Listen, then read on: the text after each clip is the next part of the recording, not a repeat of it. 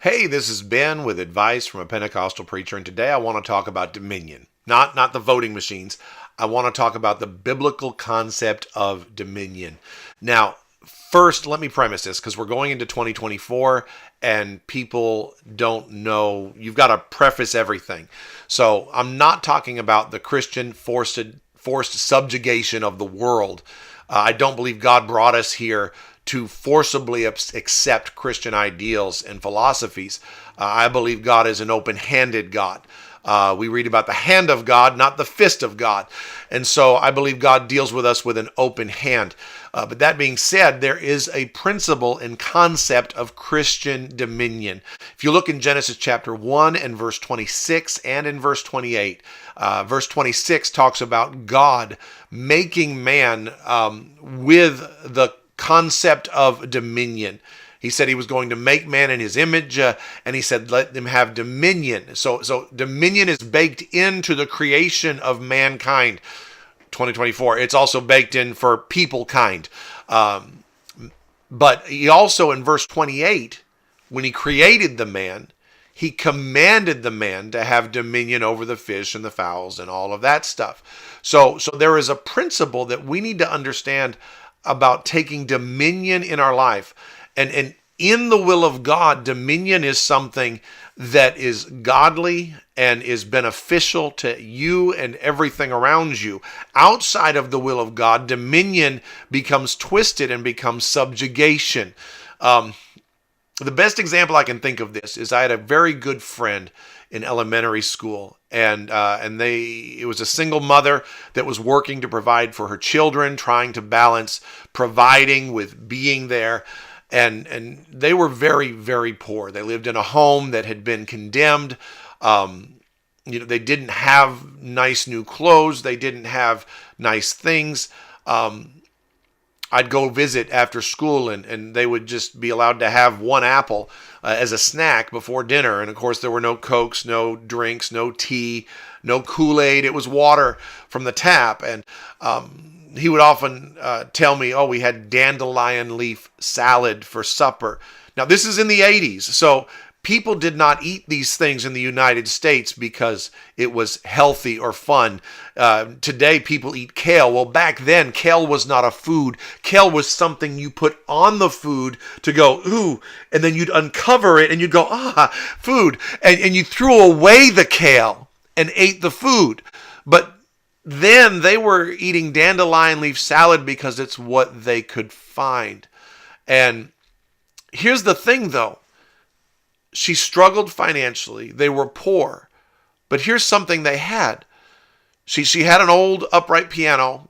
I don't know how she got it. He was able to have a trumpet. I think one of his sisters played a flute or clarinet. The house was always clean. It was swept. It was orderly. Whatever they had, they did their best to take care of. And she would take times and have a holiday. Just a made-up holiday for the kids. And it was something that made them feel special and the family feel valued and important because they were. But I'm saying all that to say this. This woman took dominion over her life in spite of her situation.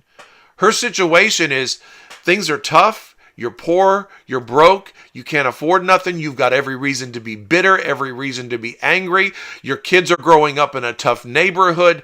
All of these things could have been a reason to give up and get angry, but this woman said, in spite of that, I am going to do what I can to exercise dominion over my world.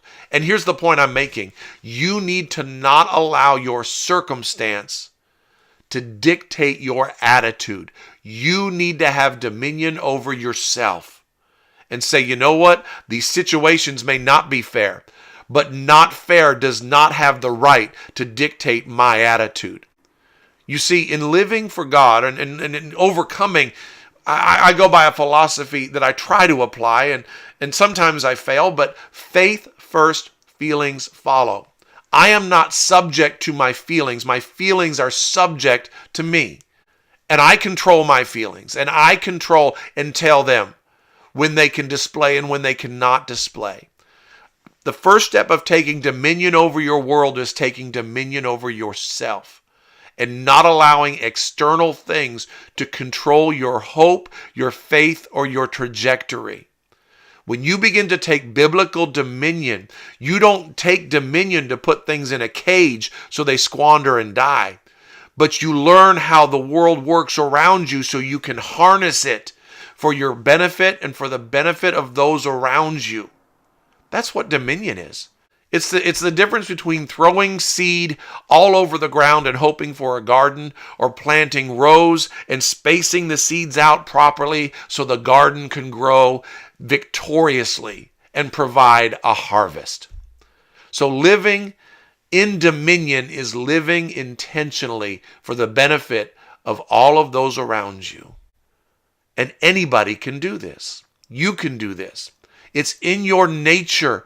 God put it in you and he commanded you. And God is not going to put something in you and then command you to do that you are not capable of doing.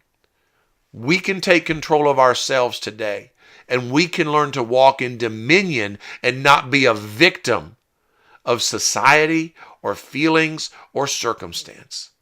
Go live on purpose today and take dominion of your life, and let the Lord bless you richly. I hope y'all have a good day.